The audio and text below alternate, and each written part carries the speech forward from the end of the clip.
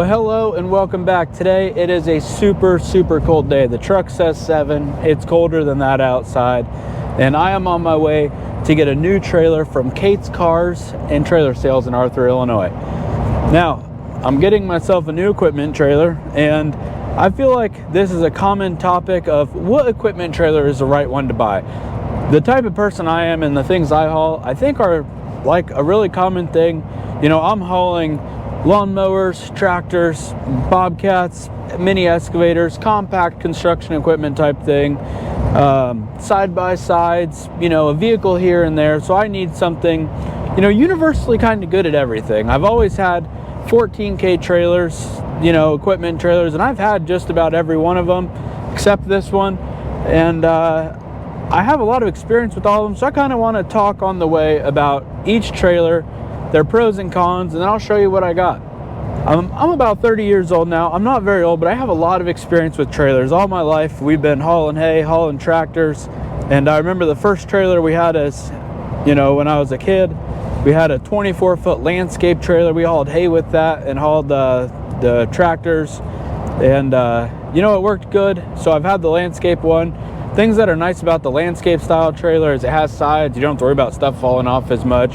Has nice big ramps on the back, but they're heavy. Having the sides is kind of a double-edged sword. You don't have to worry about stuff falling off, but you also can't side load pallets and stuff like that. So I'm not really into landscape trailers anymore. After that, my mom bought the first good trailer we ever had. It was a brand new SureTrack, and this was probably like in 2014, 2013. I remember this trailer was like $4,300 brand new because it was written on there, and what a deal compared to what they cost now. But she still has that trailer today. This style trailer, it's the nice common equipment trailer. I think this one's a 22+2 or a 20+2, but it's got the big ramps on the back. They're universally good. You can side load stuff. The ramps offer a really nice approach angle. As far as if you're loading something with tracks, the tipping point. If you're loading like a lower vehicle, you don't have to worry about that point getting caught on the belly.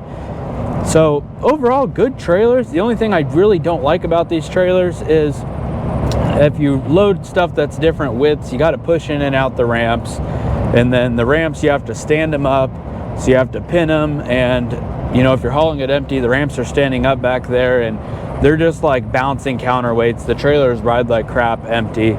So after having that trailer, well, I didn't have it. After using it for so many years, whenever it was time for me to buy my first trailer, that really wasn't what I wanted. So fast forward, when it was time to buy my first trailer, I think I was like maybe 21 maybe, or 22. I bought my first nice trailer, and I bought it brand new. It was a 18-foot tilt deck, full tilt, manual tilt. It had like a jack on the front, but it would also just gravity tilt. And I specifically only bought it because I went to the factory in Iowa, picked it up factory direct. I remember that trailer was $2,600, and I only bought it so I could haul my four-wheelers and turn into a side-by-side and then skid steer. I was hauling a skid steer a lot then, so all I really needed was a 10K trailer because the skid steer weighed like 7,000 pounds. So owning that trailer, it was pretty cool that it tilted. Like going on and on with tracks was super nice. It did suck to load 2 pieces on there though, because you had to keep the trailer tilted the whole time. The 10K part, that was the only 10K trailer I've ever had. I mean, it worked, but it was always one of those things that you're always pushing it to the limits. Like when I would haul a 3.5 ton excavator, those weigh like 8,000 pounds. The trailer is good for 10. It weighs like 1,800 pounds empty, so it was always pushing the limits. So I ended up trading that trailer off for a camper that I made out pretty good on. So that's where that trailer went. When it was time to buy another new trailer in 21, I found myself needing a trailer more. I was doing more side jobs and stuff where I was always hauling mini excavators and skid steers and rollers and stuff. So I knew I wanted a bumper pull trailer. I wanted it to be like 22 feet long. So I decided this time I would try a mega ramp. And that's where the ramps fold flat. So I bought this Iron Bull trailer, EWB 22, I think. I bought it brand new, and Hanks in Illinois. I seem to only buy trailers in Illinois. So I bought that trailer, and I had that one for 3 years. Now, the biggest downside to these style trailers is Since the ramps fold over, the ramps are inherently shorter, so the approach angle when you're going up the ramps to get on the trailer is terrible. And on this style trailer, the ramps weren't built right. They must not think about how people use these, because these ramps, when you would fold them over, the backs of them wouldn't hit the ground. So if you were just loading like a 3,000 pound machine onto the trailer, it wouldn't buck the trailer. But it was a 14K trailer, and whenever I would put, you know, anything over 6,000-7,000 pounds, it would lift up the back of my truck, squat this trailer to get it on, and I didn't really like it. It worked good for hauling like side-by-sides and stuff. I love how the ramps fold flat on these when you're driving it.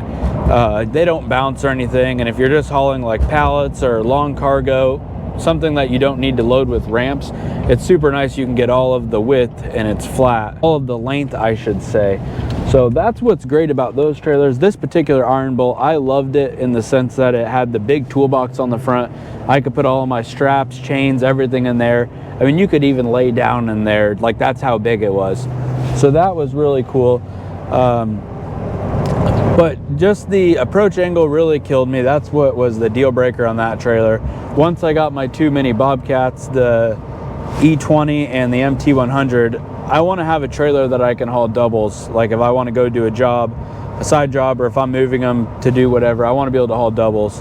The Iron Bull that had these ramps really worked terrible for that. Haul two of them at a time. I would load the MT100 on first, put it on the nose, and then put the excavator behind it. Well, by the time you put 3,000 pounds on the nose of the trailer and then get the excavator on the back, the ramps get super steep because the trailer is nose down. So it just wasn't working. And with those steep ramps anyways, even if you didn't have something on the front, if your tracks were muddy at all or slick, it was not a fun time getting it on the trailer. So that trailer, I had it for a while and I used that thing a ton. I hauled all over with it, and it was just to the point where I was like, well, the trailer's not suiting me that well anymore and it's got a lot of time on it, so I'm gonna go ahead and get a different one. So last summer I traded that trailer for a gooseneck, and you've seen the gooseneck once or twice, but it was a 20+5 14K gooseneck with mega ramp in the back, hydraulic jacks, and that trailer was awesome. But what I ended up finding, like with the gooseneck, I like the gooseneck because it hauls so nice. If you're moving weight, it just pulls behind you so nice. It doesn't bounce the truck. It's really just, gooseneck is the way to go if you're moving weight. But if you're just hauling like a 14K trailer, I'm not sure gooseneck is worth it. And the gooseneck, whenever you're hauling it, the way it follows you, the turns are so much wider. Hooking up to it sucks compared to a bumper pull trailer. If you have like a new truck that has like a camera in the bed, no problem, but you still have to climb in the bed. But now most trucks, you know, they just have a camera on a tailgate, or you don't even have a camera. I didn't have a camera for ever until I bought this truck a few months ago. But yeah, the gooseneck just sucks to hook up.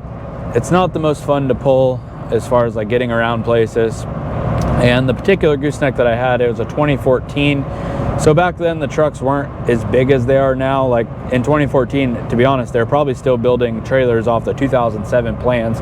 The trucks weren't as big then as they are now.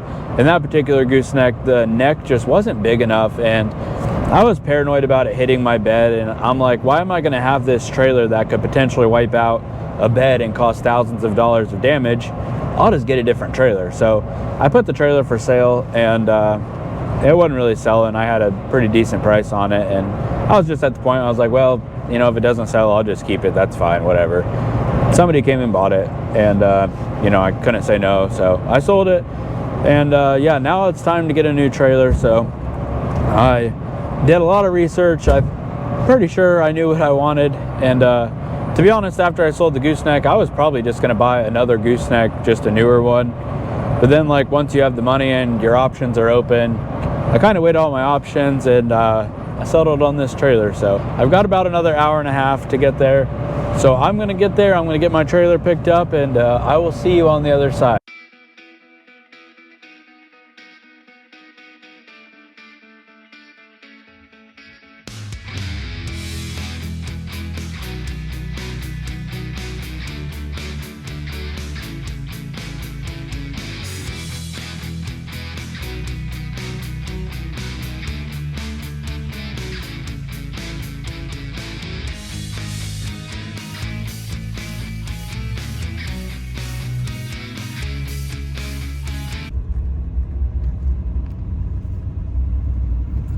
we have arrived. All right, so I got it all taken care of inside, and the boys were even nice enough to give me a hat. Can't beat that. And a 112 Richardson. Come on. So I want to get pulled back here and get hooked up. All right, so it is now several weeks later. It's so much warmer today than it was when I originally shot the video, but this is my new trailer. I got it, and yeah, we talked about all the different types of trailers. This is a 24-foot tilt deck trailer, and it has a 8-foot stationary, 16-foot tilt. Load Trail is the only one that I could find that had a 8-foot stationary and then the 16-foot tilt. Most of them, they're always 16 plus 6, 22-foot, and the 8-foot was important to me. That way I could put 2 totes on either side, so 4 totes up front total, and then I could pull on the mini skid behind me. Or it was important to me, that way I could put the mini skid on the front and then put the excavator on the back, and I could also put a buggy on the front and then pull one on the back. So yeah, 8-foot stationary was really all that was going to work for me as far as doing a tilt deck. So this is a Load Trail, and it was a leftover 24 model, so I got it about $1,000 off. The only thing that I don't like about it so far is these double jacks. On the 22 foots, they always put them up front. The 24 foot, you get the double.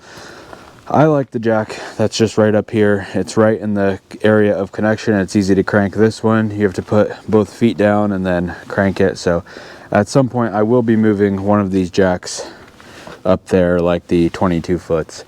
But overall, very nice trailer. The black paint on it is very shiny. I did mention before I went with the upgraded 14 ply tires, and those just give you the peace of mind when you're on a road trip or you're hauling something, you know, close to max weight, that it's going to be safe and not blow out. The trailer also has several, you know, stake pockets, so you could put some sides on it. D-rings on the mounting surface, like on the tilting area. I think I'd like to add a couple more in the center of the fenders. All LED lighting. Has a nice wedge tail, you know, that drops down. To tilt the trailer, you would pull this here. Yeah, it's locked. Yeah, right, locked like that. Hit that, and then the trailer tilts, and then it does have a valve so you can dampen it or you can hold it up. But yeah, so as you can see, it is almost tilted. It's tilted, it's hitting the ground now. Yeah, and that is a very easy approach angle. So whether you were pulling a vehicle onto it or pulling something with tracks, that's very, very good. I think it was a 10-degree angle is what it was on the website. So another thing I liked about this trailer is, as you can see, even with it tilted, there's a tail, but some of the tilt trailers, the tail is super big and it just eliminates all that area. Like, you don't want to load stuff on the tail. This trailer, the axles are further back and it still has a really good angle, in my opinion. So to close it, obviously we would pull something on here with weight and it would tilt it, but for now, yeah, I'm just going to gravity close it here.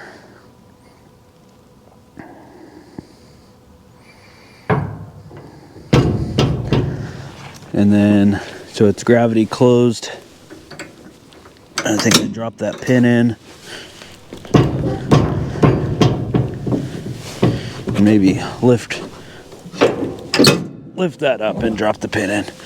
And now it's locked up. So yeah, pretty easy to do, really. The trailer just has this basket here for tarps and stuff, or for chains. I don't really think that's great. I wish it had like the nice big front toolbox area, but it's whatever. So yeah, that'll work, and I'll probably put some sort of box here. It has a nice spot for a spare trailer tire. But yeah, overall, yeah, I'm pretty happy with it. I probably am going to stain the deck because the deck has weathered. It's been sitting on a trailer lot for a year, hence the discount. So I'm going to stain the deck for long. But anyways, that'll do it for this one. So in the comments, I'd like you to tell me what you think is the perfect 14K equipment trailer. Obviously, everybody needs something different. Everybody has, you know, different things they use their trailer for. But like I said, I've used pretty much all of them, and I'm excited to start using this tilt. So let me know what works for you and what you've got. Thanks for watching. I'll see you next time.